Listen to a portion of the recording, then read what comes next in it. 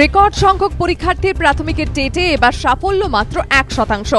ফলে 34,500 শূন্যপদ থাকলেও 15,500 আসন এবার ফাঁকাই থেকে যাচ্ছে। কিন্তু পাশের হার বেশি হলে কি হতো? 60% নাম্বার পেয়েও শিক্ষকতার সুযোগ পেতেন কজন? এমনকি এবারও সমস্ত উত্তীর্ণদের কাছে শিক্ষকতার দরজা যে খুলে যাবে এমন নিশ্চয়তাও নেই।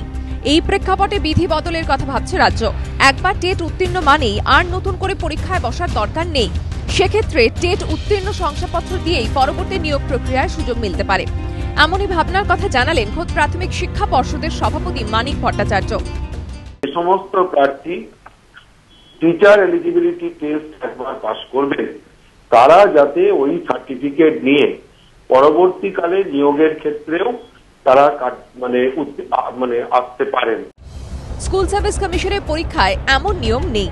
সেখানে প্রতি বছরের শূন্যপদে আবেদনকারীদের নতুন করে পরীক্ষা দিতে হয়। যদিও কলেজের অ্যাসিস্ট্যান্ট প্রফেসর নিয়োগের নেট কিংবা সেট পরীক্ষার এমন পদ্ধতি রয়েছে।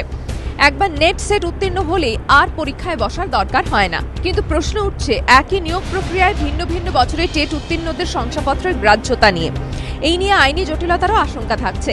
সেক্ষেত্রে কিভাবে টেট উত্তীর্ণদের শংসাপত্র পরবর্তী নিয়োগ পর্বে ব্যবহৃত হবে তার ভাবনা চিন্তা শুরু হয়েছে। প্রাথমিকভাবে পর্ষদের ভাবনা, প্রতি বছর বিগত বছরের টেট উত্তীর্ণদের জন্য আসন সংরক্ষণ করা যেতে পারে। তবে এই বিষয়ে আইনি পরামর্শ নিয়ে চূড়ান্ত সিদ্ধান্ত নেওয়া হবে বলে জানিয়েছে পর্ষদ। সরকারের সঙ্গে কথা বলে তৈরি হবে পরিবর্তিত বিধির খসড়া। কৃষ্ণেন্দু অধিকারীর রিপোর্ট, এবিপি আনন্দ, কলকাতা।